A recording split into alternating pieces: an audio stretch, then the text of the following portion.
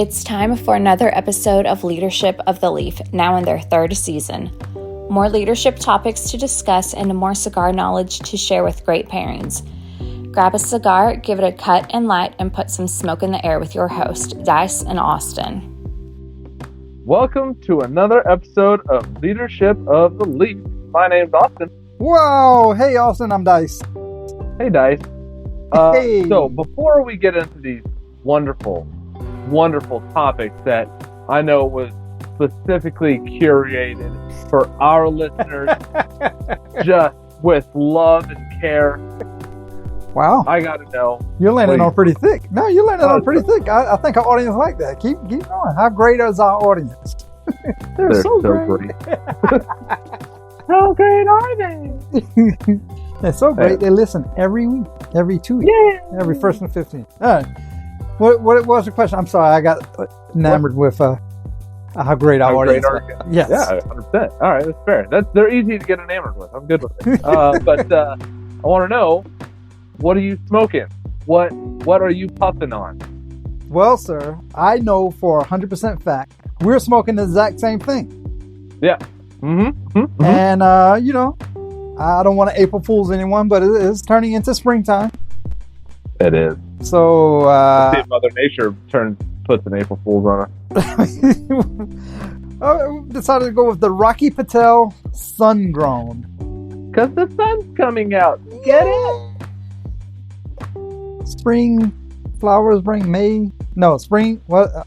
April showers bring May flowers. So I went with sun grown because April showers, right? That makes sense. Get the fuck back to grade school. Never. I was the same height, just to let you know. that sounds right. All right, this is a Ecuador Sumatra wrapper. It's made in Honduras. It has a Nicaraguan binder, and the filler is Dominican and Nicaraguan. So we will see how we get along with this one. I'm interested. I've had Rocky Patel before, but I don't think I've had the sun grown before. I've had the sun grown before. I do remember that they were categorizing it as medium. Yeah, but medium. If I had to throw my 2 cents in, it's my podcast, I'm gonna throw my 2 cents in. I would say it's more of a medium plus. I immediately disagree on no basis whatsoever, just the fact that you said it. Well, we'll find out together. Sounds good. All right.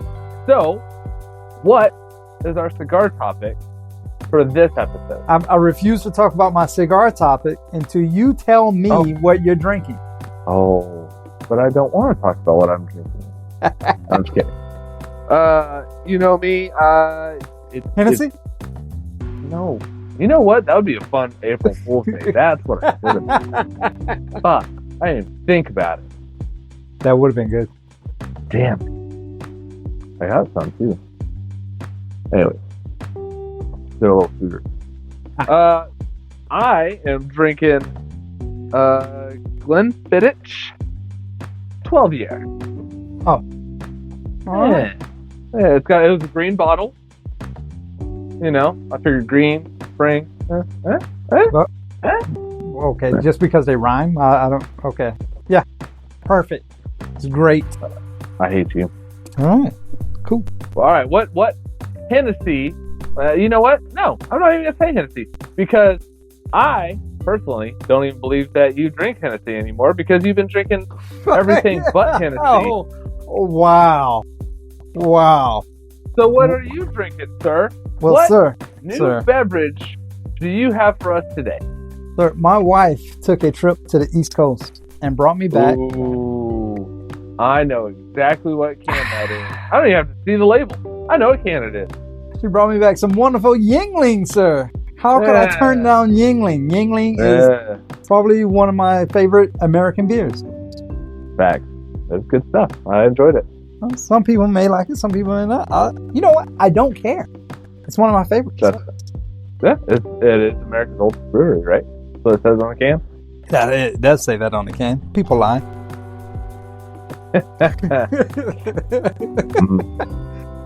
All right, Hal. All right. So now we got that out the way. Good. Now, are we good now? We're good now. Happy? We're good. Are you sure? I'm sure. I'm guess curious. You know what? It doesn't really matter. I don't give a shit if you're happy with our audience. That's what I care. They'll be happier if you tell them what the cigar topic is. But the the cigar topic is the fact that cigars are a hobby and not a habit. Cigars are a hobby and not a habit. All right. Mm-hmm. So that is a headline from Business Insider magazine, dated back in January of 2015. So I like this topic because people always come. I shouldn't say always. A lot of times they'll say, "Oh, you're just addicted to those cigars. Oh, cigars have nicotine, so you're obviously addicted to them. Oh, they're so bad for you. Why do you do that nasty habit? All this other stuff." But they're not a habit. I've gone weeks, not cold turkey, months, in fact, cold turkey. Correct. Absolutely correct. Not a side effect to be seen. Well, not like I quit smoking cigarettes and I get all antsy and all asshole-ish more than I normally am. Oh, okay. I'm glad you cleared that the fuck up. Oh, man. So I like to start off because when I was reading the article, it really didn't talk about habit or hobby. It really did not. It just talked about seven things cigar smokers, you'll never find them doing, whatever. We'll get to that. I digress. Okay. So I'm curious to the definition of habit here. And a cured.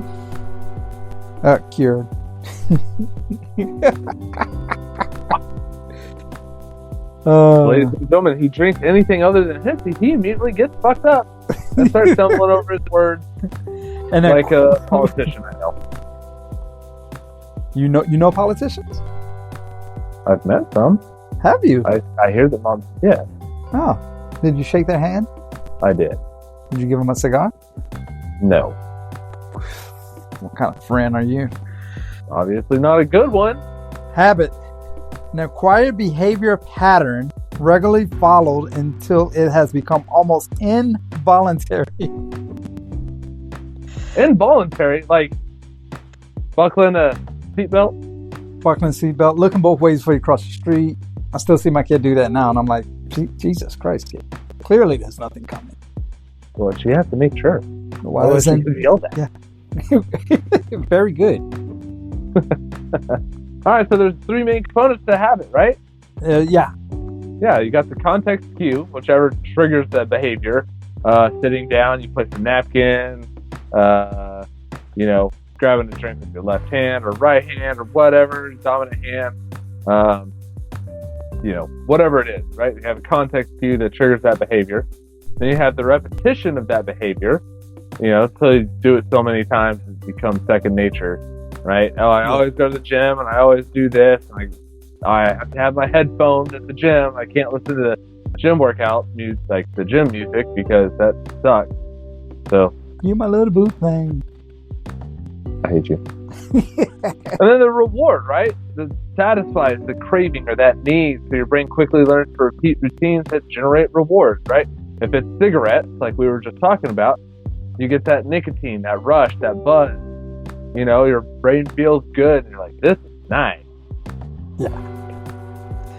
Yeah, you mentioned gym, and I always equate this to, there's a few gym rats that I work with, and I mean, you can tell they go to the gym 100%. But I asked, is there part of their habit? Is their routine? They wake up, they go for a run, they wake up, they go to the gym, work out, and then come back. And I'm like, I don't have that dedication, man. I don't know. And then they're like, it's like a habit for them. I was like, habit? Huh. So I did a little research on habit then, and I came across something that said that if the average time for something to become a habit is about 66 days. Really? That short? Roughly about 2 months. If you continuously do something for like 2 months. So let's say I want to start going to the gym. If I was to do it for 3 months. Now, of course, it's about 66 days. So, someone lazy like me, it'll probably take 120 days as opposed to 6. Well, you also have to have a reward. You have to get a reward for it to become a habit. Well, it's the endorphins of actually, and the physique. I mean, just could you imagine me fucking buff as shit? Come on, dude. But like, get off my ladies. No. Well, they couldn't even see you. But like, hey, little boy, where's your mom? Fuck you, Austin. Man. I'm going to drink beer. All right, so that's habit. So addiction, something that adversely affects the power to think, make decisions, affects your behavioral patterns. That's generally a habit generally non-destructive. A bad habit is one that is annoying and tends to have a negative effect, but the negative effect is somewhat negligible, right? Chewing your nails. Fingernails. Oh, look at you! Yeah, look at that. It's not usually negligible, but sometimes people think it's gross, do whatever. I'm trying to break my kid currently of picking his nose. That's a little kid thing. Come on. Yeah, exactly what I'm trying to break the habit. He's been doing it for over 66 days. Yeah, exactly. So, and now I got to get him to do it not for 66 days. And the difference between habit and addiction, I don't think I've ever heard of a crackhead waking up saying, you know what, I cannot smoke crack today. Yeah. Have you? Yeah. So, I mean, they're addicted. They would do almost anything for that, like someone that's alcoholic. They'll do whatever they can do for that addiction to satisfy, to get that instant reward to their brain. Right. Well, their brain becomes dependent on it. Yeah, be like, I need that reward, homie. Remember that crack you smoked? Remember all that alcohol you used to drink? Come on, man. So I don't want to fall into the whole addiction category, because we're not talking about people that are addicted. If you're addicted to something, please seek help. Call any of the 800 numbers to help out. Gambling. Any kind of addictions, yeah. But a habit can easily turn into an addiction if it's an abusive to your body or it is negligent to others. Right. Yeah, the addiction aspect is something that it can destroy lives very easily. So definitely don't want to go down that road. But a habit can be something as simple as I always open the door with my left hand, or I always make sure that I grab a Dr. Pepper out of the fridge when I go to work so I can have it at work after lunch. Something as simple as that. So that's a habit. That's not an addiction. Yeah, which leads to hobbies. Hobbies. So, like collecting stamps. Way to show your age. People don't do that anymore? I'm not saying that they don't. I'm just saying you don't see a young person collecting stamps. Hobby, an activity or interest pursued for pleasure or relaxation and not as a main occupation. Lego building. Oh, showing your age. Hey, what? Hey, you. Wait, I said stamp collecting, you said Legos. Look at the fucking age gap there. I like Connect. Yeah, Legos. I mean, I see a lot of things on Legos. Movies, books, game shows. Yeah, game shows, video games.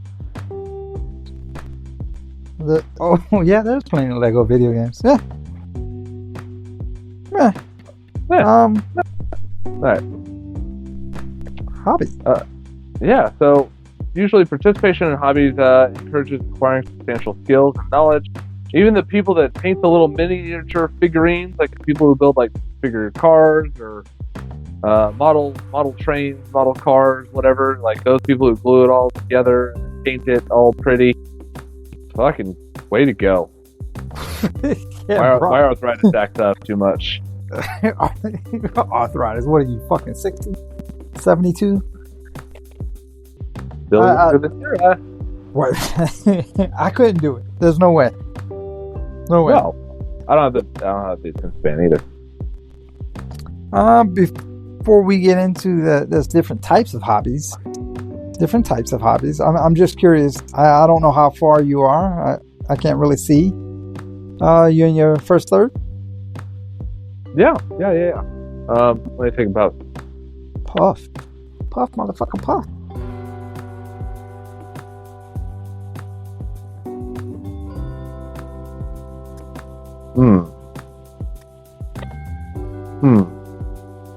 It's there's pepper on the back end. You get like an earthy, leathery note with a little bit of a peppery finish. Maybe coffee. Coffee, I think, is what I'm tasting. Coffee and a little bit of pepper on the back end. There's a sweetness in there that I can't quite place though. I won't say it's pulling like a natural sweetness from the tobacco, but I definitely got that pepper that you was talking about. Yeah. And it's definitely like coffee, like a dark coffee. Yeah. Oh, not quite what I was expecting from a sun grown, but okay. Mr. Rocky. Well, in fairness, it's got some Nicaraguan in there, right? Correct. And then it's got that Ecuadorian Sumatra wrapper, giving it that, that flavor with the also Dominican filler. So, yeah, you got that Nicaraguan's going to be peppery. You're absolutely correct. For some reason, I was thinking Connecticut. I don't know why. Maybe because we're a sun. I don't know. I'm a maroon. All right. Thanks for the support, buddy. I'm. You know what, bud? I'm just here for you. Actually, no, that's a lie. I'm not here for you. I'm here for our audience.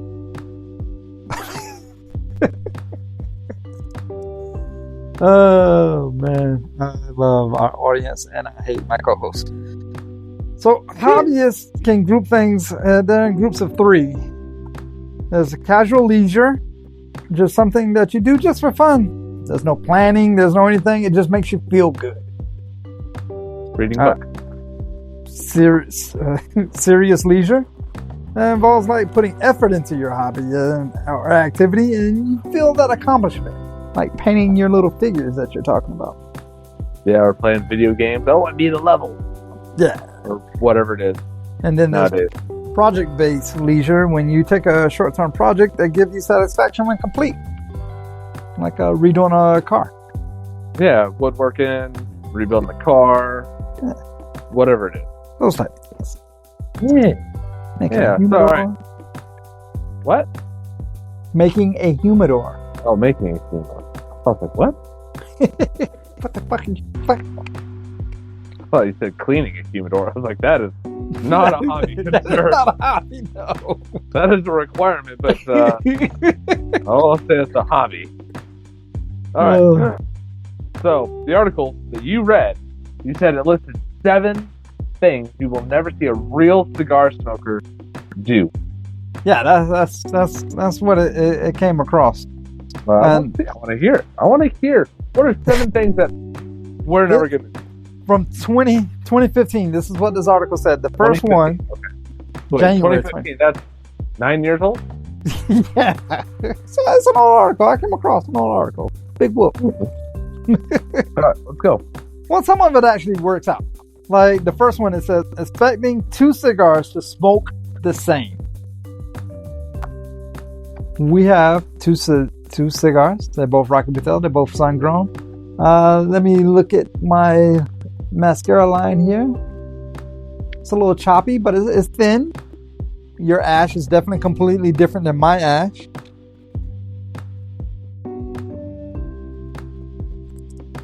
Yeah. Okay. Slightly different. Yeah, I agree. I don't expect them to smoke the same, but I expect to have a similar, very, very near the same flavor profile. If I pick up another one of these, I would want the exact same flavor profile. Well, I'm looking at the age of the article, right? So the age of the article is 2015, like he says, pretty much 9 years, close to 10 years, 9 years, whatever, right? So back then, they didn't have the same luxuries and technologies and everything that we got going for us now. Yeah. So I would say they got even better at trying to get the tobacco as close as possible the same as they would fucking almost 10 years ago. Well, and but I imagine it 20 years ago, 30 years ago. Well, and the thing is too is it doesn't qualify that statement, right? So I don't expect a Rocky Patel sun-grown to smoke the same as an undercrown Maduro. True. Right? I don't. 100%. Those are two cigars.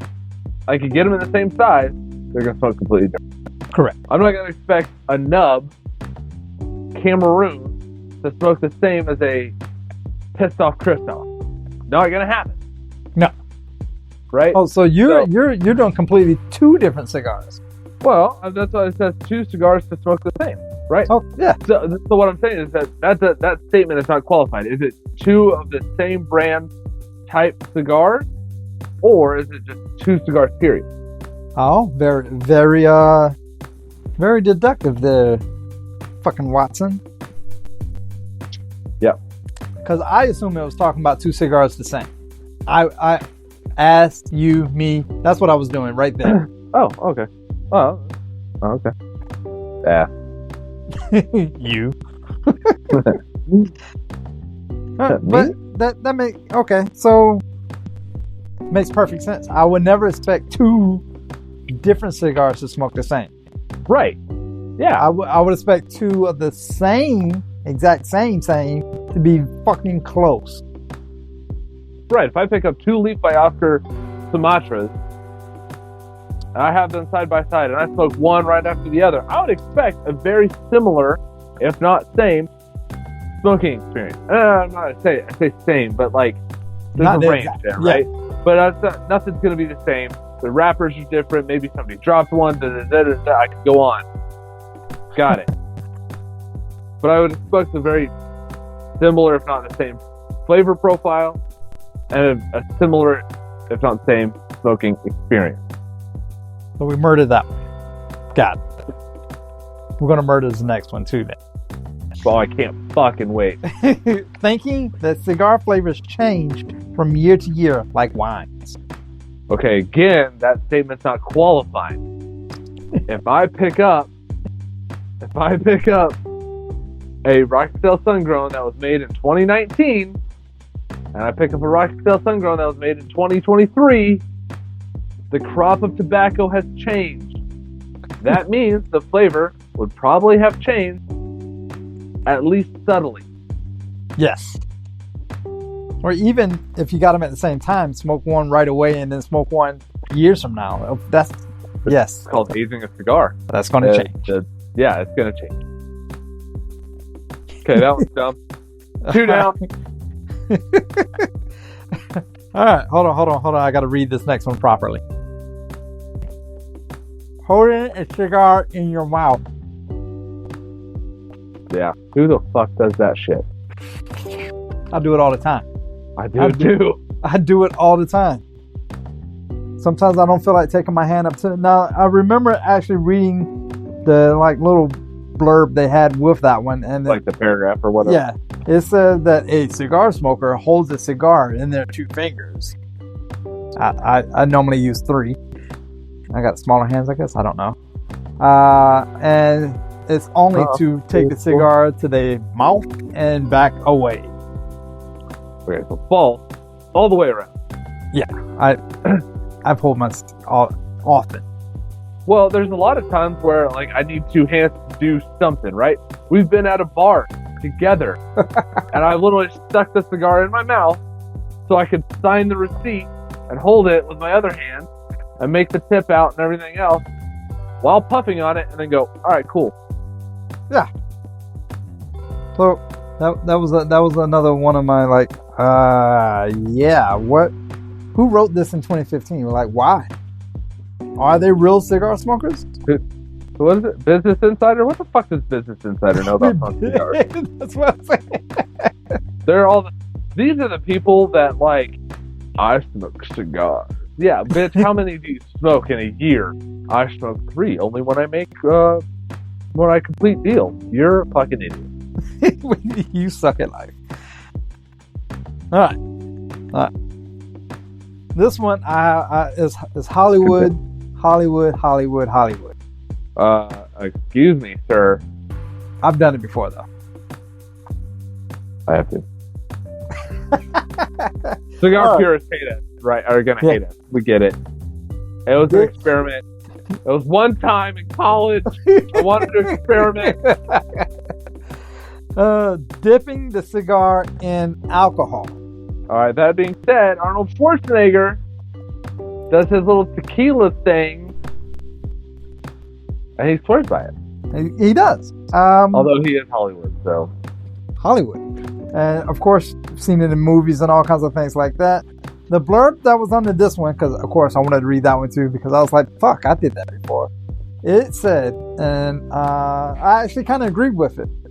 If the cigar manufacturer or roller or whoever fucking put the cigar together, blender, if they wanted that cigar to have a cognac tip, they would have made it a cognac tip. Fair point.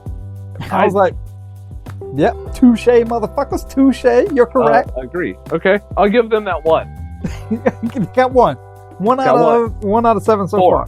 1 out of 4 so far. Yeah. Okay.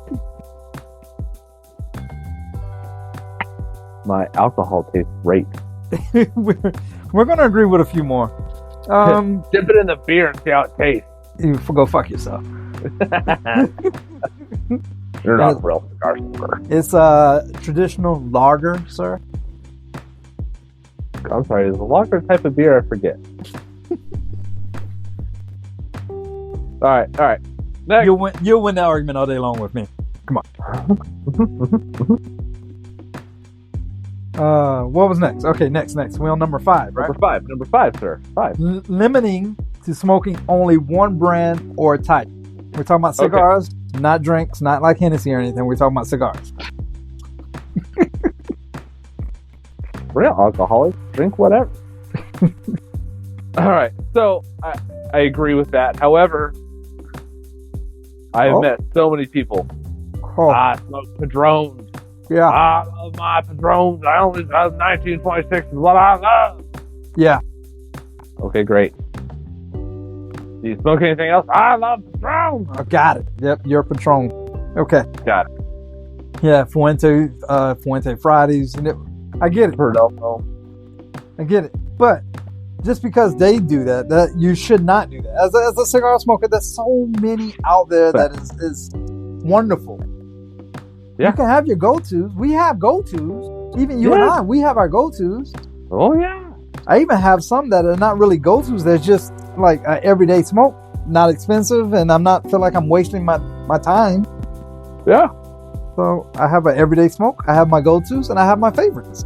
And then I smoke everything else in between. Right. And we encourage everybody to do that. There's nothing wrong with having a go-to. There's nothing wrong with saying, hey, I really like Padrones, or hey, I really like Christoph, or I really like Ashton, or what. Great. Smoke other stuff as well. Smoke a Gurkha. Stop it. Some people love them. I guess you can call them. All right, people. what's number 6? I'm not gonna get into that one. Well, number 6 was an interesting one for me. Smoking what everyone else is smoking. And I was looking at that, and it was like, so let's say you're not an avid cigar smoker or whatever, okay, and you're my boss, and you took me out, and you're like, hey, boy, we're gonna have a cigar today. Okay. You're smoking a Padron, fucking double black, 1964 Prestige anniversary, knock you on your fucking ass. I don't smoke cigars. I'm gonna smoke that. That's gonna be my cigar I smoke. It's gonna knock me on my ass. I'm gonna be fucking out cold. So I'm not going to smoke what everyone else is smoking. Know your role. Know where you stand in this whole cigar totem pole. Yeah. If you know you're a medium smoker, don't go for something heavy. But in the interest, right? If we're both real cigar smokers, right? Because this is a list of you'll never see a real cigar smoker do, right? Right. If I'm a real cigar smoker, and everybody else is smoking, I throw a brand out there. United Cigars. Right? Their portfolio is huge. Correct. So everyone's smoking a United cigar. And I haven't had a United cigar, but I'm a real cigar smoker. Air quotes. Why? Huh? I said you did air quotes. I did. I did do air quotes. Okay. I'm sure. I hope that came across in my delivery. But anyway, it made me laugh. I'm a real cigar smoker. Air quotes. All right. And everyone's smoking a United or a brand that I haven't smoked. Why do I have a problem smoking what they're smoking? If I'm a real cigar smoker, and I know my limit, I know I've listened to Leadership of the Leaf, I know the different types of cigar, brands, I know the different shades of tobacco, I know light, medium, full body, I got all that stuff, and I go pick up a United that I've never smoked that everyone else is smoking, and it says medium, and I'm like, I'm a medium guy. What's the problem with that? I think it's pointing out that don't just be a sheep. Don't just smoke this because I'm smoking it. Well, I agree. I 100% agree. Like, if everyone around me is smoking a Gurkha, I'm not going to go fucking pick up a Gurkha. Sorry. Not me. What? I have an acid Koopa Koopa just for you. You're not going to smoke it? Mm-mm. He said, mm-mm. Nope. Everyone else is doing it, man. It's cool. Go jump off the bridge and see if I follow. I'll be at the bottom laughing. I'm just saying, like, if I'm a real cigar smoker, and there's a brand that's the key to this whole thing. This whole list that says real, air quote, real cigar smoker. Right. But really, we did this. You and me, Dice, we've done this. And I shit you not, right? I was there. I was in Vegas. We were talking. We were having fun at TPE. We were laughing, joking, smoking, doing our thing. Your buddy came out at the bar. Tim. Yeah. Tim. Shout out to Tim. Shout out to Tim. He was like, hey, I want that red meat lovers. Or the slaughterhouse. Was it slaughterhouse? Red meat lovers. Red meat lovers. Yeah. So he's like, I want the red meat lovers. Like, yeah, that sounds great. And I was like, I haven't had one of those, but it sounds good to me. We all smoked one. Not a problem. Still Don't consider just myself smoke it a real because I'm cigar smoking smoker. No, why not? Again, if you're sitting there raving about this fucking cigar, and I'm a real cigar smoker, it just, again, missing a qualifying statement. I want to try that. If you're smoking it and it's amazing, and you are a real cigar smoker, I'm a real cigar smoker, but hey, homie, the old fashioned at this bar is amazing. Don't drink it because I'm already drinking it. Yeah, like what the fuck? No. Like, we've done it. I sat there and picked up a Jacob's Ladder, a Southern Draw Jacob's Ladder, and I was like, guys, we're smoking this. I just put it in your hand. I was like, this is what we're smoking. Okay. Sorry, I'm a real cigar smoker, Austin. I can't smoke the same thing you are. Then I put it back and got a new one. Like my wife. I can't order what you ordered because then I'll be copying you. Yeah, you will be, but it's my fucking meal's delicious and yours is shit, so you're gonna eat, if your wife is anything like mine, she's gonna be eating my food anyway. What? Right, 100%. But that's what I'm saying. Like, so what the fuck? Like, again, I get what they're trying to say here. Yeah.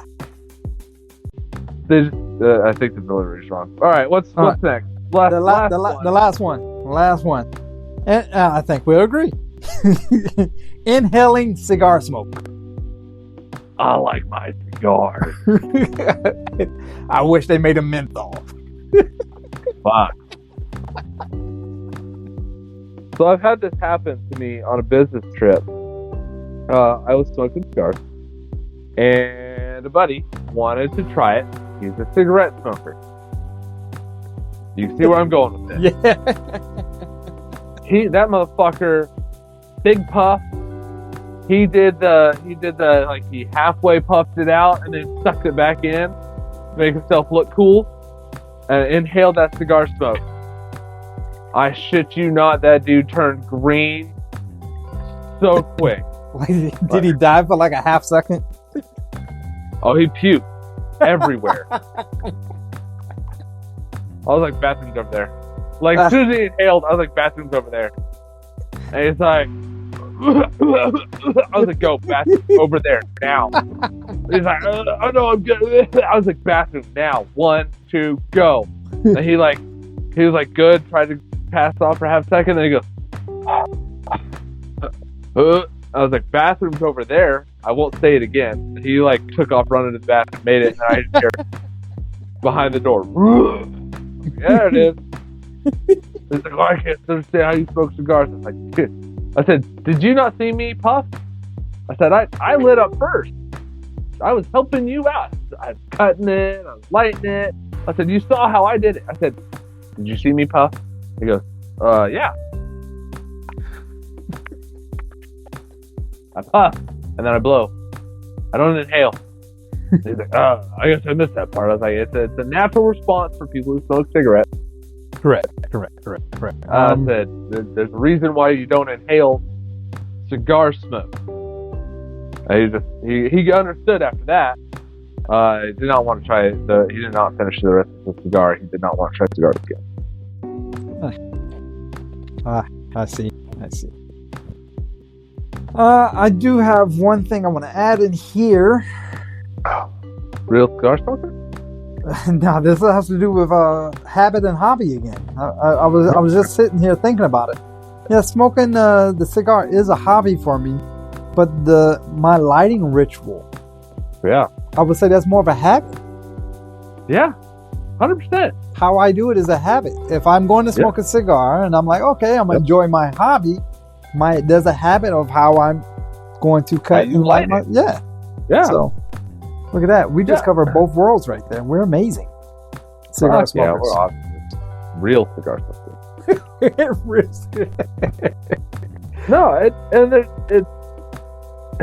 and I know there's a habit aspect there, because if I don't have my stuff, right? If I don't have my cutter, if I don't have my lighters, and I'm not saying any lighters, but if I don't have the stuff that I'm like familiar with, and I don't have the access to whatever, it throws me off my game a little bit. And I'm like, oh, how am I going to do this? And then I got to think about how to do it. Versus if I'm at my house on my back patio and I'm watching the sun go down with the wife, and I'm like, I'm gonna enjoy the shit out of a cigar right now. Boop, boop, boop, boop. Yeah. I don't even think about it. I'm sitting there talking, smoking with her, joking, whatever. Boop, boop, cut. I do all my stuff. I don't even look at it half the time. I just know how to do it by feel. But then I'm like, I get away from something that's not the same. Usually cutter. I'm like, I go, shit, I gotta watch, make sure I don't cut that cap off. Okay, good, I'm good there. All right, now, lighter, where's my lighter? Oh, there's a lighter. All right. Boop, boop, boop, boop. Like, takes me a little bit. No, I mean, I had to do it at TPE. I had to use your lighter because I flew in. Yeah. So I had to use your lighter. So I sat there and was like, all right, I gotta figure out, okay, that's how I light it. All right, cool. Cutter, where's my cutter? Hold on, let me put my lighter over here. And I was fumbling around for a little bit until I figured out the way to do it with that stuff, that setup. It wasn't hard. It's just it's throws you off your because normally if I'm using, like, let's say I go to a lounge and I'm using a house lighter or some shit like that, I need to figure out, like, how big is the flame? What kind of flame is it? Is it triple? Right. Is it a torch? Is it a soft flame? Like I'm whereas if I have my own stuff, pull out my pocket, I'm good to go. Like boom, boom, boom. I know right where to hold my lighter. Hose properly, and then put it on. I know how deep my cutter is going to go. I know everything about what I have. So yeah. So when I don't have it, it throws my habit off, my routine off. So that's why I wanted to point out that yes, smoking cigars, to me, in my opinion, is a hobby, but the lighting and the smoking of it is a habit. Yeah, well, and even like how you hold your cigar. Hold cigar, even removing the band, like everything. I pretty much do the same almost every time. Yeah, agreed. You know what I want to know if it's the same? What's the same? Oh, I want to know. Is it second, third, The same. Well played, sir. Well played. Beautiful transition. Segue, yeah. Great. Me. High five. High five to a commercial break. All right, fine. We'll do a commercial break. Then when we come back, I want to know if that's your second, third. I want to let us know. Hey, reach out. Let us know on Instagram at Leadership of the Leaf. What do you guys do as a habit when it comes to smoking cigars? Is it you always sit down? You always have your drink in the same place? You always do this, that, the other thing? Like, what's your habit when it comes to smoking cigars? Yeah. Do you smoke cigars as you put stamps in your stamp book? You know, maybe you build a Lego. What are those little fucking like the one for fucking JC Newman. I need to get one of those joints for real. Oh yeah, their fucking their factory Lego. Yeah, it's like $100, man. Anyway, let us know. Yeah. Anyways, we'll take a quick break, and when we come back, we'll get into our leadership portion. Ooh. Have you ever wanted to suggest a new leadership or cigar topic to your favorite podcast? I would like to, but I don't think they would listen. Well, that's not the case with Leadership of the Leaf. Really?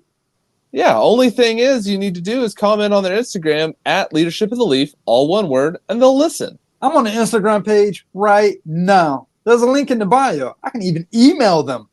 You can also send them a private message, and they'll respond to your query. Queries? Did you just say queries? Does that mean question? Yes, it does. Well, good. I have a few queries about cigars and a few about leadership. Well, that's great. I can't wait for the next episode. Hey, it's Michelle from Cigars with M on the Leadership of the Leaf podcast with Dice and Austin.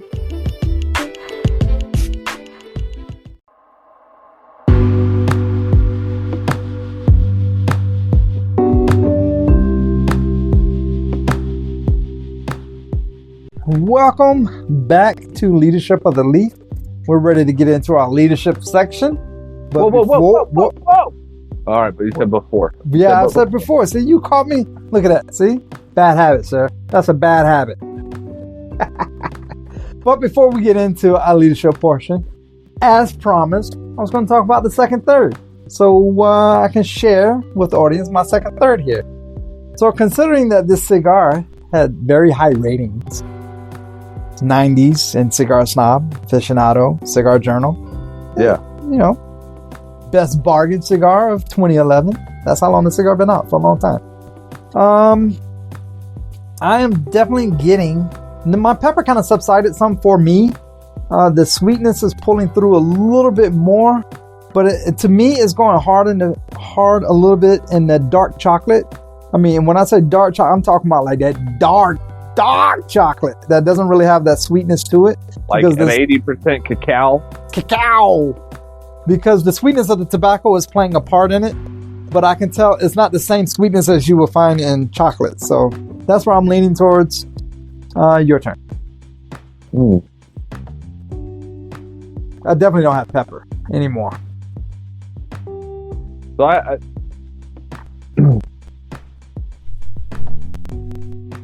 So I'm getting like a raisiny sweetness. I agree with the dark chocolate aspect of it. But there's a little bit more sweetness in the dark chocolate for me. Now, granted, you're drinking a dark lager. That's true. And I'm drinking a whiskey. So our flavor might be a little bit... I'm getting like a raisiny sweetness with like some dark chocolate, but I get some allspice on the back end. Wow, allspice, okay. Like, yeah, like a baking spice or something. I think that has to do with my whiskey. Okay, my draw is getting a little tighter than I like.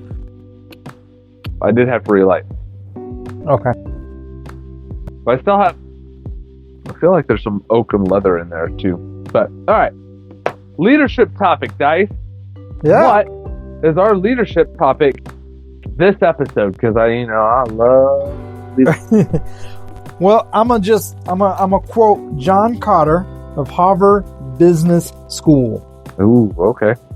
Management is about coping with complexity. Mm. Leadership is about coping with change. Ooh, yeah. Okay. Considering we're a leadership podcast, leadership is about coping with change. That is what we're going to be talking about, sir. But keep in mind, management is about coping with complexity. Okay. That's interesting that there's a distinction drawn between the two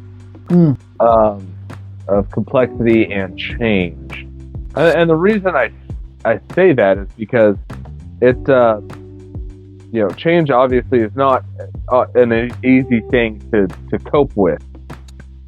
Yeah. Even if it's a simple change, right? Like, hey, I stopped buying Dr. Pepper. Now I buy Dr. Pepper Zero Sugar. Whatever. I now buy Diet Dr. Pepper. Okay, great. That's a simple change, but there's complexity behind that, and the feelings and stuff that you're missing. So, right. It's interesting how there's a distinction drawn between the two. I think because in the work world or whatever, there's change all around us. Just like you're alluding to, there's change all around us with the complexity, managing the complexity of it. But a leader is going to focus on that complexity of a managerial point of view, because you got to kind of have that in the window, right? The leadership is going to be coping with that change. And that change is because of the complexity of what we've been managing. And when we go through it, I'm hoping that it draws together a better understanding of exactly what John Carter was trying to explain. I got 4 changes for the better that leadership should be aware of. Okay. And we'll see. Let's go through it, and then we'll talk about it at the end. First change is a leader should change themselves. They should look inward to themselves. Psychologist tells us that we can't change who we fundamentally are, what we typically call our personalities. We can't really change that. You are who you are. But I'm just an asshole forever? What we can do is we can learn new ways of seeing the world. You don't necessarily have to be an asshole to everyone. You can still remain an asshole, but you don't have to project your assholeness to everyone.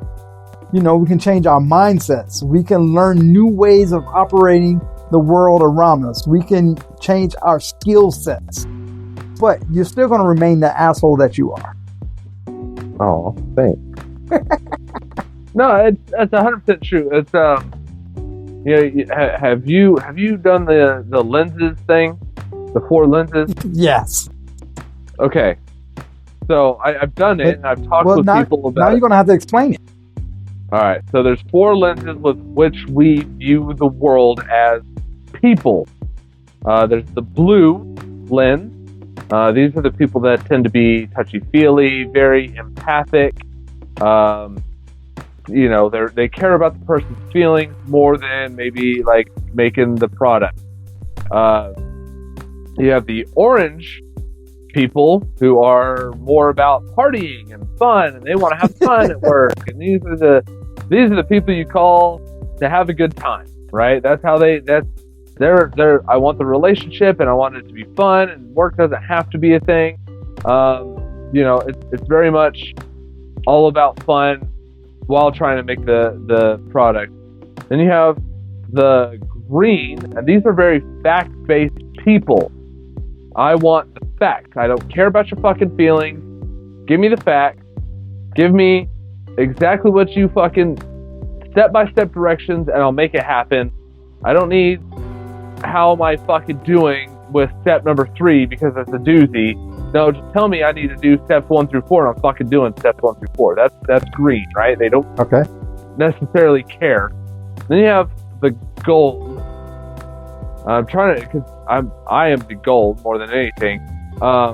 These are kind of a blend of the orange and the green. They care about the facts, but they really are. I'm trying to remember. They're really orientated in getting accomplished, but also want to have a good time getting the task accomplished. to include fact-based information as well as having a good time at the same time. Gold are highly organized people. They they're the ones that are a little bit more facts, a little bit more stuff. Greens are the independent thinkers. They're the ones that think outside the box. They care about how's the best way we can get this done. And the gold's like, are those the rules? Did you tell me the fucking rules? Because those are the rules. Those are the rules.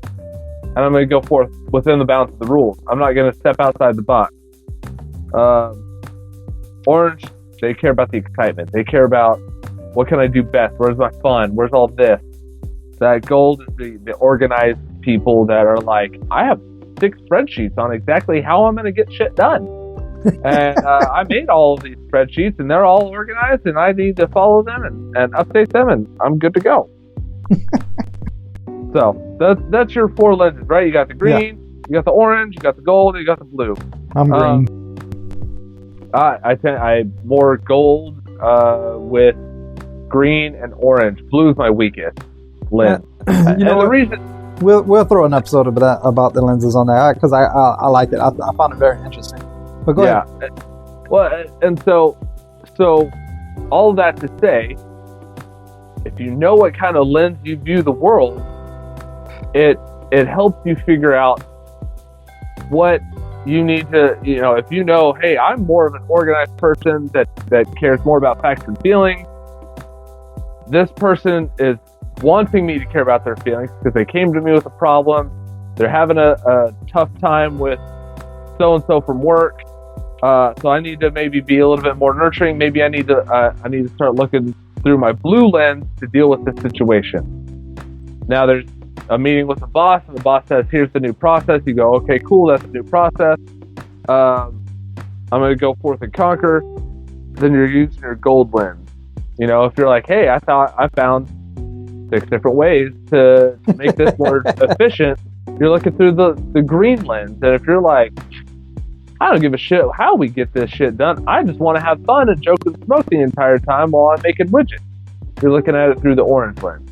So these different lenses go through. So when you know what you typically view, you can sit there and take a step back and say, is that the right lens to look through this world? So leaders change themselves. Because when we take the role as a leader, a focus on the behavior change is crucial. Why? Because it's our behaviors that impact those who we're striving to lead. If you're a facts over feelings kind of person, and yet you have one person that's all they care about is Billy doesn't like me, or the team, I don't feel like the team cares what I think, they're a blue person. You need to take a step back from your facts and start caring about their feelings to get them up to their highest producing potential. Right. It definitely plays a role. Like if you ever had a boss that yelled all the time, of course you want them to not yell all the time. You have a boss that thanks. If you had a boss that's never available, I'll wait to see if you're actually gonna cut that. Had a boss that's never available. They refuse to understand, refuse to listen, or like, I have a better idea, boss. I don't really care. We're going to do it this way, my way or the highway. But then hold your team members accountable. You have these laissez-faire like leaders that just never holds the team accountable. That is going to that's going to affect your whole team as an outcome. So you need to look within yourself as a leader to say what I need to change about my leadership, about myself before I move forward. So that is pretty much the first change. What's up? Well, I was going to say, and that goes even if you're just a follower. Maybe you're not like an official leader, but even as a follower, because I don't know how many times people have come up to me and they're like, my boss just doesn't get it. They don't listen to my ideas. They don't do that. And I'm like, got it. Have you thought about what you're doing? And are you meshing with your boss to make it, to present your ideas in such a way that they're going to care about? Right.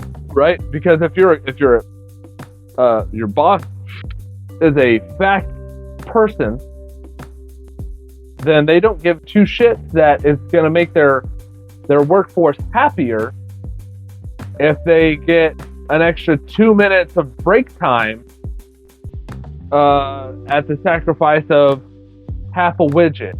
They don't care. That's half a widget you're losing out on production. Right. Yeah. So versus same thing, flip flop. The person cares more about the feelings, and you say, hey, there's a more efficient way to do this, and I think we could produce 6 more widgets if we just put this process like this. They're gonna go, yeah, but is the team gonna like that change? Bitch, it doesn't matter. I'm telling you how to produce 6 more widgets. Well, yeah, I understand, but I don't think the team's resistant to change. And so you're getting dismissed. So if you're a follower, look inside yourself and say, am I presenting this in a way that my boss cares about? Am I being a good leader or a good follower and saying, hey, I need to do better at X, Y, and Z? Well, right. And I think that's kind of leading into the next.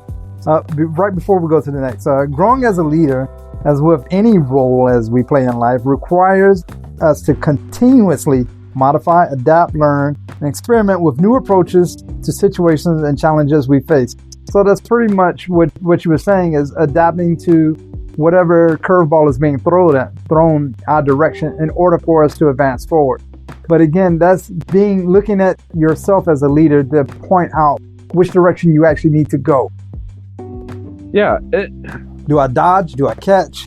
Do I let the ball just go ahead and hit me? I'm not sure what I need to do. I need to adapt and change as a leader. Right. And my favorite thing, thank you to my middle school science teacher, drilling it in my head. Improvise, modify, adapt, and overcome. Right there. You look at your situation, you improvise the solution, you modify it to fit your plan, you take that adaptation into yourself and internalize it, and you overcome the situation that is the problem. So, yeah, you're 100% right. The next change that leaders have to do is they have to change others. Which you was alluding to. But, we can't change others, right? Right. Psychologists say we can't change others. How many therapists does it take to change a light bulb? Did you know that? Do you know this joke? I do not. How many therapists does it take to change a light bulb? Please enlighten me. Just one. But the light bulb must want to change.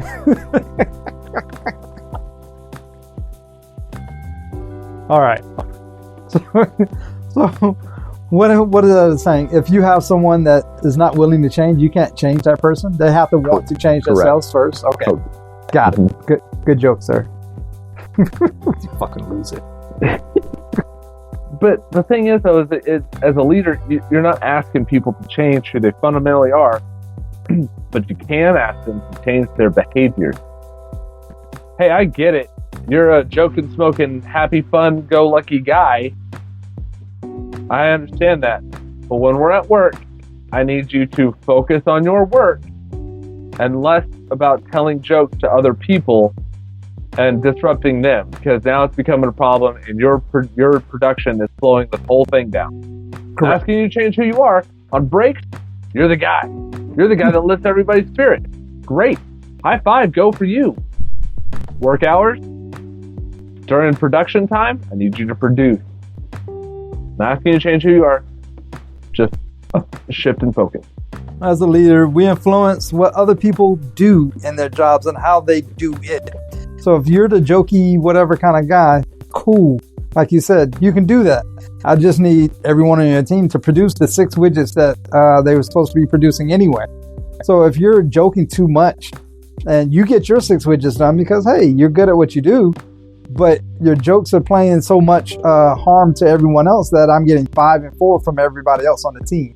I don't want you to change who you are. I just want that behavior to change so everybody can get their 6 widgets complete. Such influence is at the heart of the mission of any leadership, any leader. I want you to produce those 6 widgets. That's what I want you to do as a leader. And whatever I need to do, resources, whatever you need, I want to make that happen. Yeah. You got to engage with other people to deliver those desired results. To achieve that mission, you must clearly define expectations for what and how people do their work, right? Hey, I like the word clearly defined. I like that. Clear communication is key. Yeah, clearly defined. Expectations are the rules of the game, right? This is, hey, I expect you to not cheat. I expect you to not cut corners. I expect you to produce quality work. Those are my expectations. You're telling me what success looks like. Appreciate it. Boom. Yeah, easy, right? But of course, you and your followers are not always in alignment about the what's and the how's of the work. Yeah, I get it. You want me to produce 6 widgets, but it's hard, boss. I know. Yeah. Well, if it was easy, I'd hire a monkey. I'd tell the monkey to bang the hammer. Got it. It's hard. That's why you were hired. Right. Well, as you was alluding, I know some people they can stray. We're stray human. away from the flock. Yeah, that happens. We're human. But your job as a leader is that's where you come in. When people veer off the path, assuming that you clearly define the path, your job is to help them get back on that path. That is your job. All right, got it. You're clowning. I get it. Let's get back to work. Right. And there's different ways to do that. There's yelling, there's the gentle reminder, all of the things. So you got to figure out what works for that individual. Well, yeah, you refocus them on their roles and responsibilities. Like, hey, I appreciate it, but yeah, those 6 widgets still need to be done. Mm-hmm. Conversations. Hey, was I not? I want to clarify expectations. Was I not clear? Here's what I expect. Boom, boom, boom, boom. What are your questions? What's my expectations? I need to know that you clearly understand what I'm expecting from you and from the team. Right. You want to make sure they understand certain behaviors are important. Why that these certain behaviors are important. It's important that we get the 6 widgets built because if not, I don't know, people die or whatever the reason. Oh, that's a little extreme. I went cold there, didn't I? No, I mean, if you're thinking of like aircraft mechanics, yeah, right? If I'm getting on an Alaska Airlines flight, I want to know that my fucking plane has fucking bolts in the emergency door that aren't going to fly off in the middle of the flight. You mean to tell me you don't want your window just shooting out in the middle of a flight? Not really. I don't like windows open on flights at 10,000 feet. That doesn't sound like fun to me. I guess I can ask for some adjustments. Hey, I want to clearly define the fact that I need these 4 bolts in this door, asshole.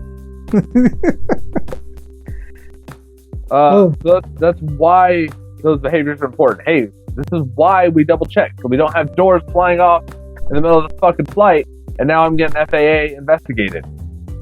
Right. Just saying. That shit sucks. That costs me money. Right. So, you're asking people to change what they're doing and how they're doing it, so so the whole team can be aligned around the same expectations, goals, and you want to keep the whole team moving in the same direction. Right. But you also got to make sure that you listen to understand, not just respond, listen to understand their perspectives and challenges. Hey, boss, I understand you want these spreadsheets done, but I need you to understand that I have 6 other projects, so I need to know which one takes priority. That makes sense. That is that's a fair adjustment and a fair question to ask. My shit takes precedence. I get other people are doing, but their stuff is not due until next week. Mine is due by Friday, and it's now Thursday, and I need my shit done. That's a very clear expectation, sir. Boom. There's why this is important. Number 3. Leaders change. Another thing. The work environment. I don't want to lease a new building. Asking your people to change is only part of the story. Sometimes, as we said, you need to change. And sometimes we need to change the environment. Sometimes we need that new work building because it's bigger. Sometimes it has we have to change because it has more space. We have more alignment with how our production flows. Yeah. Have you heard of this new concept? I just heard about this and learned about it. It's a new concept happening at work centers, but they call it hoteling. Have you heard of this? I have not. Do tell. So, imagine everybody has a company issued laptop. Okay. Right? Yeah. And each desk has a plug for that laptop with a 2 monitor setup, a keyboard, a mouse. All you gotta do is plug it in. Boom, you're up and running. You can sit there, do your work, and then at the end of the day, you unplug your laptop, boop, throw it in your backpack or your satchel or whatever the fuck it is you carry it with. Satchels. Okay, Indiana. And you walk out at the end of the day, and then the next day, when you come back, you go to a different desk. Like you just rented that desk for a day, like a hotel, and you go to you just find an open space. Maybe that day your team needs to collaborate. So you come together and you go boom, boom, boom. We're all sitting in the same desk clump. Ba ba ba ba. We hammer out part of a project, but the next day, the project is all on you. So you need quiet. So you go find a different desk to plug into that's a little bit quieter, and you focus on your project at that point. Does that make sense? That does make sense. So instead of being at a assigned desk in the assigned desk clump or whatever, it's just set up to where you can basically sit down at any desk. Boom. My laptop's down. I plug it in. I have a keyboard. I have a mouse. I have my couple of monitors. Blah, blah, blah, blah. Nothing's really mine. And at the end of the day, I unplug. And the next day I come back and I sit at a different desk because I need a change of environment, or I need quiet. I need to be near my team. I got questions for this person, that person. So I sit next to them and we work to hammer this thing out. Yeah, I can see that, because when I think of environment, I'm thinking of like resources and obstacles. So the resources, of course, is the laptop and everything that they need to get the job done, 2 monitors, whatever makes people happy, right? Right. The obstacles is together as we're working on a project. I got that. We need to work together, but now I don't need to work together. So my obstacle is I don't want to be with the whole team. I need to work on this alone and focus on my project itself. So yeah, I can see that. But it's a change in work environment. It's an interesting concept.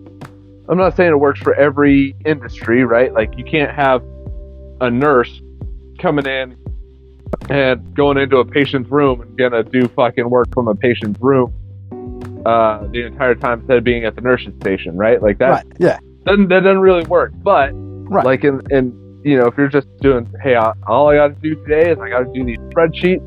I'm gonna need quiet, so I'm gonna go sit over here in this fucking corner by myself, put some headphones in, and boom, I'm gonna do my spreadsheet. Got them all done.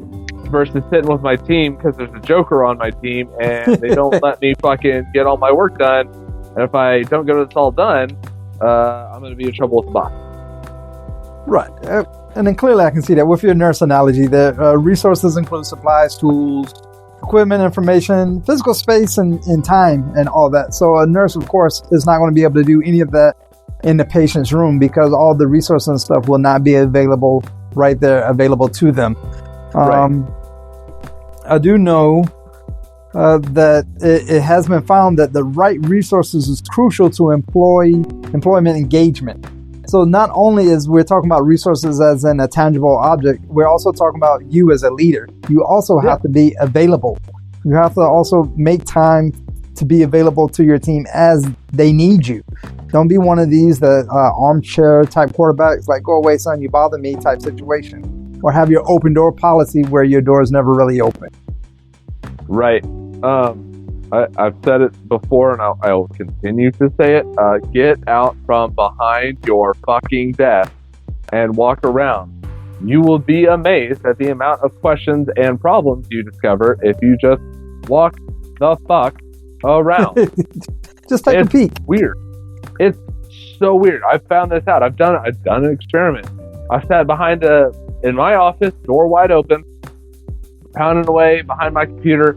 I got problems. coming in. People come in, they don't, talk to me. All right, cool. The minute I got up the next month, I made it a point. I was like, next month, I'm going to get up from behind my desk. I did it every day. I'd walk around for an hour or two. And I found out so many more problems when I was walking around because people would catch me. Hey, Austin, I got a problem. Oh, what is your problem? How can I help? Okay. How long has this been a problem? A couple months now. Why didn't you come tell me in my office? Well, I never really wanted to come bother you with it. And, you always seem busy behind your desk and your monitor. So I just never really said anything. I'm like, okay. But now that I'm walking around, you come tell me? All right, great. Now I know that there's a problem. I can fix it. It's an easy fix. Thank you for telling me. Boom. You are a resource. As a boss, as a leader, you are a resource. You help solve problems for people who may not have the right duty, title, position within the company to solve those problems. Yeah, getting from behind your desk to go talk to the people, as you were saying, not only you can kind of see what resources people are missing out on, but as you were saying, it also gives them time to tell you what obstacles that they may be, that may be affecting them in their work environment. Obstacles such as, like you were saying, with your position of power, maybe there's another department that's not getting the right information to them to get their job complete, and they've been struggling with it for a while. They didn't want to bother you because you're in your desk behind your monitor, click-clacking away, and they feel like, I don't really want to bother this guy. But clearly there's an obstacle there. And because you was out you got from behind your desk, now they feel like they can approach you with an obstacle that they were having. Right. But and maybe you even find out, like, you walk and you're like, hey man, are you doing okay? And they kind of look up at you and like, yeah, I'm fine. Like, no man, what is the problem? What are you dealing with? Well, you have this deadline of this week, and the accounting department has a deadline at the end of this week, and I have this deadline from HR by the end of the week, and then fucking sales staff needs this by the end of the week. And I'm dealing with too many deadlines. Like, oh, well, all right, well, let's figure it out. Let's talk. Can I help you out? Like, oh yeah, that'd be great. Okay, I need mine done by the end of the week because of this. All right, hey, accounting, when's the no shit day that you need this product from this person? Oh, well, we need that by the end of the month. Okay, so you told them by the end of the week, but you really need it by the end of the month? Well, we wanted a couple weeks to review it, make sure there's no problem. Okay, can you give it to the end of next week? Yeah, that's fine. That should give us enough time. Cool. Hey, sales department, when do you need this? Oh, I need it 2 months, and in advance, and it's 3 months out. So I wanted to give him, I wanted to try to have it done to review it. Cool. He's gonna have it to you by the end of the month. You can wait. All right. Yeah, sure thing. Boom. I just removed 2 obstacles just by asking questions. Hey, are you okay? Do you seem okay? If a team member is having trouble with too many deadlines, or even maybe organizing the multiple priorities. Hey, I don't know how to get this done. Okay, let's talk it out. Let's figure out who needs what by when, and we'll figure it out. Or if maybe you notice that somebody is having not good product, and you get out from behind your desk and you talk to them. Hey, what's going on? Well, I just don't understand this process, this part of the process. I don't understand this part of the process. I'm struggling with the knowledge or the experience in that area. I just don't understand. Okay, what can I do to help? Well, it really helps if I understood how this system works. Okay, let me give you a quick rundown. It'll take like 45 minutes out of my day to give you a quick rundown, but if I don't have to go back and correct your work all the time, it'll save me 3 hours of work on a weekly basis. That seems like a fair trade-off. Yeah. Well, I've done that. I saw someone struggling with something on whatever they were doing on the computer, and I was like, what's going on? And I can clearly tell they was frazzled, and it was just as simple as they lacked the knowledge of an Excel spreadsheet. Like whatever, I can't remember what the formula was, but whatever was on the Excel spreadsheet, they quite didn't grasp. Like they knew Excel, but they didn't know Excel. And I was like, right. Oh, let me show you the formula here and how to solve X or whatever was on the spreadsheet. I was able to help them out, and man, that you talking about a weight lift. Yeah, they're like, this is great. I could get my work done in like half the time. Like, it only took me 30 minutes to teach you that. All right, that's easy. Anything else you need? No, boss, I'm good now. Why don't you come talk to me behind my desk? Well, I don't want to bother you. You always seem busy. Like, all right, this is what I'm here for. Let me make myself available for you. Yeah. They may need you to intervene in some kind of way, remove the obstacles, which clearly that's what we was describing. And maybe you need to coach the members on different strategies and different things to maneuver around certain obstacles. And just that small enlightenment that you shared with them is a change that you're doing for that environment. Right. And before you can do either one of those things, you have to understand what your people are facing. Again, this goes back to getting out from behind your desk. Don't assume you know what the problems they are that they're facing. You're probably going to miss something. You're going to miss something crucial. I just don't understand why Jill's fucking spreadsheets always are not organized. I don't understand why the formulas are all over the place. I don't understand. Something's wrong. Maybe, she just doesn't understand Excel. Jill, learn Excel. Google the formulas you need. Boom, boom, boom. Sure, send that email. She's just going to feel like you're berating her and shut down. But if you just walk around and you're like, hey, you doing okay with Excel? I noticed some problems. Do you need help? Oh, actually, yeah, I'm lost on Excel. I've tried Googling everything. Still can't figure it out. I've asked 3 people. Can you help? Like, yeah. Here, let me give you an example. Let me show you how I did this. Oh, yeah. Oh, that makes so much sense. Thank you. Boom. I'm glad I could help. Well, this alludes to the enlightenment that things have changed, okay? So, let's say young Dice was working on something, and young Dice was an expert at building widget A. He is phenomenal at it. Dice is now sitting in the high chair. He's now a big boy. And he has other people that's working for him. This is years and years later. Widget A is now widget B. Okay, Dice was an expert at widget A. I don't understand why it's taking everyone so long. Is you do step A, step 1, step B, step 2, and boom, you got it done. Well, you just yelling at everyone and not understanding where the rubber meets the road, things change. So you go out on the floor and you're like, what is happening with step 1? Why are you guys doing it this way? Well, step 1 isn't step 1 anymore. Step 1 is now step 1A and 1B. It's 2 parts to it. As before, when I was doing it, there was only 1 part to it. So, right. But I'm just using the knowledge that I had growing up into whatever business that was and not having a clear understanding of what they are actually doing on the floor. So yes, I may have been an expert at one point in time, but things change. I'm not an expert at doing electronics. I'm not an expert at coding fucking whatever website codes and stuff is now. So yeah, codes change. I mean, way back in the day was HTML. Do they even still use HTML now? Not really. Not really. So me, like C++, Python. Yeah. So me being an expert at HTML, I'm going hard in the paint about these motherfuckers not doing their job right, and I had no clue that we don't even use that form anymore. Where the hell did you get that form from? Yeah. Like things change. So maybe you need to get out and just see what's actually happening. I mean, what resources are missing for what could help that person work? What is happening?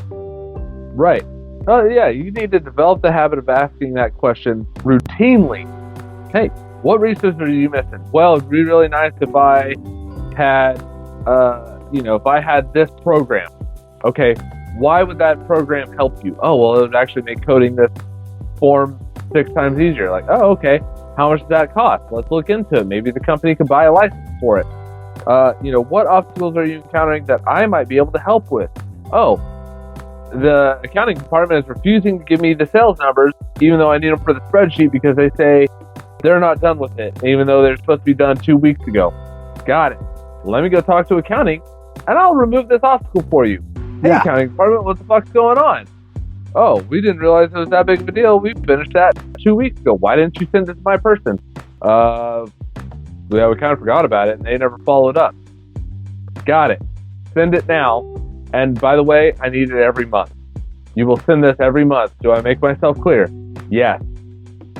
Got it. Thank you. And that goes to the fourth, because all of them seem to be a swinging door leading to the next one, right? Weird. So leaders change the way we do what we do. Make it do what it do, baby. Make it do what it do, baby. I say it all the time, right? The fourth area of change is about changing the system, process, and procedures your team uses to do its work. Yeah, sure, that's the way we always do it. Well, I think it's time for a change. It's time for a change. I always like, especially as a new boss, why do we do things this way? Why? Well, that's just the way we've always done it. Okay. You realize that we as a company have bought a license for this product to do that exact thing. And all you got to do is input some numbers and it spits out the sheet that you need. You don't have to create it on Excel anymore. Really? Yeah. Let me show you. Boop, boop, boop. Oh, holy shit, that took 10 minutes. Okay, how long did it take you to create an Excel sheet? It normally take me like half a day. Got it. 10 minutes, half a day. Which one do you want to do? Because I'm here to remove obstacles. I'm here to change the procedure. Oh, I like this way, the 10-minute way easier. Cool. Do that from now on. All right, boss. The human tendency is when people don't perform the way we want is to assume there's something wrong with the person. Tendency comes from a cognitive bias called fundamental attribution. God, what are you I'm rubbing off on you? Attribution. Attribution error. Holy shit. How strong is this cigar? Kidding. It's an important bias for you to be aware of and learn about because it tends to drive leaders to think that mistakenly that the problem is a people problem or person problem. This guy can't get right. He can't produce widget A. I don't know what the fuck his problem is. Everybody else seems to understand it. And then you get out from behind your desk, you start asking the question, and you realize everybody else in the team has been doing it for so long, they know how to get around it, but it still takes them half a day. This guy is new, and so he hasn't learned it quite yet, so it takes him a whole day. Okay. Is there a better way to do that? Oh, well, actually, yeah, I've been coding this thing on the side, and I just use a template, and all I do is change the numbers or the names or whatever. Like, that's how you get it done. Okay, let's figure out a way to get this to make it an easier form to fill out or an easier product to make. Yeah, I need to order a part, but I can't order the part because I got to get 3 quotes. I got to go get permission from this guy. I've been in the warehouse looking for the same part for over 3 hours now. Like, that's not a people problem. That is a process problem. That's an organization problem. Because if he had to go to the same spot every time to get the part or to get a spreadsheet or whatever he needs to get, the exact same spot every single time, then you just solved an organization problem. It's not a people problem because he just didn't know or is overcomplicated to where it's not worth, he spends too much time trying to get the process done when it could be simplified. Right. Well, it's like, we can simplify it down to the easiest, let's say easiest, to one of the simplest tasks.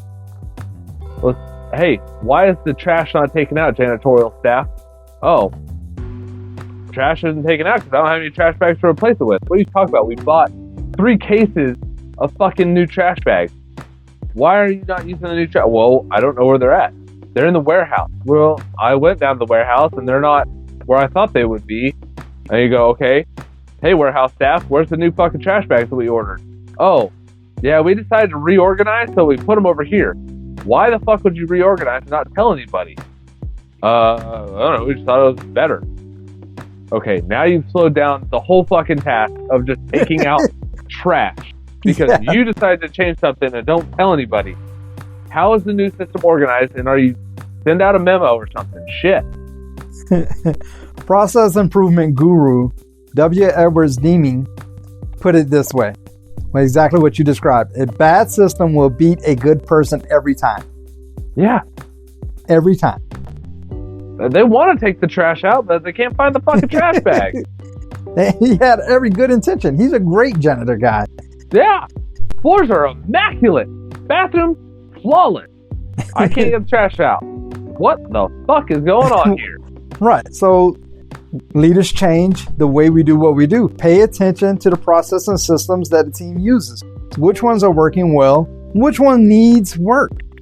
And I can't say this enough. Involve the team. Preach. Say it louder for those in the back. You have to involve the team. If I was to make a change and didn't tell anyone, how the fuck are they going to be able to do anything? I have to involve the team. Warehouse staff. Did you tell people that you reorganized to an alphabetical system versus the fucking ordering number system? Yeah, I told the janitor that we will start stocking his janitorial closet with the trash bag so he didn't have to come all the way over here to find them. Well, did you notice that he was in the warehouse looking for the trash bag the whole time for like 2 or 3 hours, and it was right there in his own working space? Oh, that's weird. I was wondering why he was down here. Fuck me, dude. Shit. Ask the question. Oh my goodness, I love it. I fucking love it. It's leadership. Yeah. I'm telling you. It's a simple thing.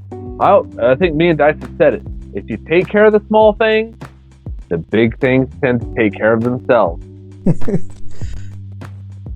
But as a leader, you're a change agent. Correct. You are a change agent. Leadership, as the Harvard professor said, as Cotter said, is about coping with change. Change is a part of your leadership hat. That's part of when you put your leadership hat on, boop, boop, you are immediately dealing with change. Whether it's from the top, the CEO came down and said, we're changing how we do business, right? CVS. They changed what they're selling. Hey, we're going to stop selling cigarettes. We want to be a health company. It's not healthy to smoke cigarettes, so we're going to change that. Yeah, I guarantee you that threw all of their employees for a loop. What do you mean we don't sell cigarettes no more? Nope, throw them out. Well, I had 6 people in here looking for cigarettes. Tell them we don't sell them anymore. They got to go down to fucking Circle K.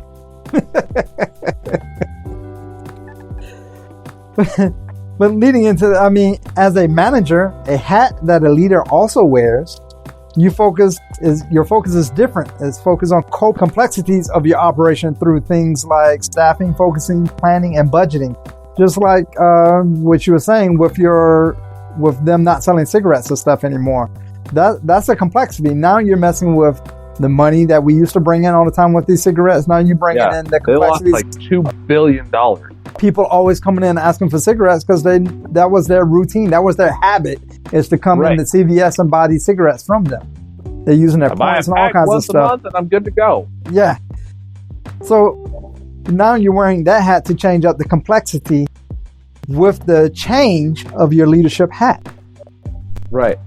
Both are necessary, but they're completely different. You have to change how you forecast. You have to change how you staff. You have to change maybe, what you sell, how you produce the widget. All of these things you have to change. And then you have to change your people to the new system, to the new processes. All complexities of it. Yeah, all the complexities, the new processes, all of that, their behaviors, all are kind of intermingled and are required to become a good leader. So we change ourselves as a leader. We change the behavior of others. We change the environment, and we change the process. All that stems to exactly what Cotter was saying, which was what? I can't remember. Management is about coping with complexity, as leadership is about coping with change. Yeah. And that is what leaders do. That's what leaders do. What else do leaders do, Austin? Leaders talk about their final third, sir. Well, my final third definitely went to a medium plus for me. And I'm equating that to the complexities of the tobaccos inside. Just kind of like breaking down all the way to the end, to this final third. Because my pepper slightly came back. I do have some of that allspice that you was talking about before. But I am more towards a coffee than a chocolate now. Yeah, I get the coffee. The allspice is there. It's still there's a peppery note kind of snuck back in on the back end. I could see this as a medium plus. Medium to medium plus. Yeah, for sure. Yeah, it's not a bad cigar, but now I need to know, Dice. Is it single, 5-pack, or box worthy? It's time to answer the question. Is a cigar box worthy, 5-pack, or just 1 or 2? If I had to decide right now, which I do because you asked that question and our little thing played, so that means I got to answer the question. I am going to actually say it's probably going to be different than yours. I'm going to actually say 5-pack. Really? A 5-pack, because I like how we went from medium to medium plus. It paired actually pretty well with this lager that I'm drinking. I could see myself picking this up when I want to say complexity, because I wouldn't say it's an over complex cigar, but no. I like the transitions that it went to. I like how the sweet turned to more of a coffee, and stronger definitely at the end. So I'm going to say 5-pack for me. So I'm sitting here, I'm kind of going through my head of smoking this cigar, right? I had to relight a couple times. Granted, I was talking quite a bit, so I put that onus on myself. I did poke mine. Okay. I had to relight a couple times. That burn line, still kind of jagged, still a decently thin burn line. The ash is nice and white for very well worked tobacco. I would say, for me, honestly, minimum 5-pack. I don't know. I probably would not be upset if I had a box of these, though. Oh, are you going box worthy or are you going 5-pack? That's a big difference here. That's hey, now that could be a game changer. Somebody could be listening right now on the edge of the seat, oh, if he said box worthy, I'm going to buy him right now. I'm sitting here thinking, because I tend to be a stronger cigar person, right? That's why that's why I went medium plus. That's why I like it. It kind of got stronger. I did like that aspect of it. For me, man,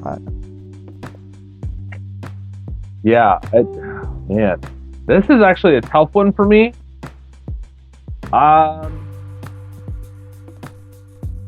Man, if these were a box of 10 or 15, I don't know I'm not 100% of what these come in a box. Let's just assume a box of 20. Let's just say that. Okay, so a box of 20, I think that would be a little bit much, so I'd have to end up going 5-pack. Okay. Because I do like this cigar. I enjoy this cigar. I can see myself picking this up again and being like, yep, nope, I'm happy. For me, a box worthy has to be something that I'm willing to pick up and smoke multiple times in a month. Okay. Right? So, in a box, because there's only so much room in my humidor. I tell my wife, I'm like, I got too many cigars, as she stops me right there and starts laughing that I'm not a real cigar smoker because I said I had too many cigars. And I have to clarify, I have too many cigars for my humidor size.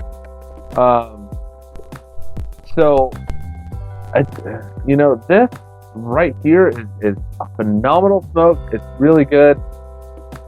A box of 20 just seems a little much. If I'm assuming a box of 20, it seems like there would be too many of these, and I probably wouldn't pick this up as often as I should to own a box.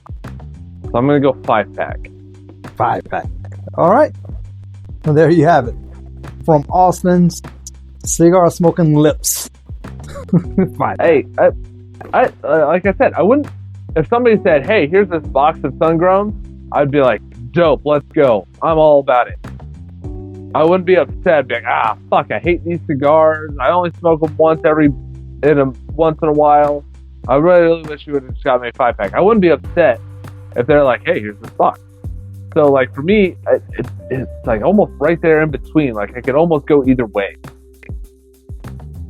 I hear you. But what I'm putting down, and what we're officially calling it, is a 5-pack, sir. Yeah, I wouldn't be upset with a 5-pack. If I had a continuous 5-pack in my humidor, I'm good with it. I'd be happy. I just pick this up, smoke it again. I wouldn't be any worse for the wear. I'd be happy with it. Just a box worthy is like something that if I don't know what I feel like smoking, I'm like, I have no idea what I want to smoke, but I just know I want to smoke something. Boom. I know for a fact that if I go pick up a Macanudo Inspirado White, boom, I'm getting a damn good smoke out of this, and it's right up my alley. Yeah. Granted, if I had another one of these and it was slightly better burn, and I really got to focus on the cigar, maybe I would go boxworthy. But sitting here right now, smoking it, talking with you, smoking and joking, I'm gonna go 5-pack. All right. So we both picked 5-pack. I'm right. I'm pretty much right there with you. I wish it was a little bit stronger to start. Not complaining at all. It was a great smoke. I'll definitely pick it up again. It's definitely a 5-pack worthy cigar to me. But as of right now, I guess we'll see you guys next episode. Next episode. All right. Until then, I'm Austin. And I'm Dice. And great leaders smoke great cigars. Thank you for listening to Leadership of the Leaf. The comments and opinions expressed by the host and guests does not reflect the opinions of those that broadcast this show, nor does it reflect any of our affiliates.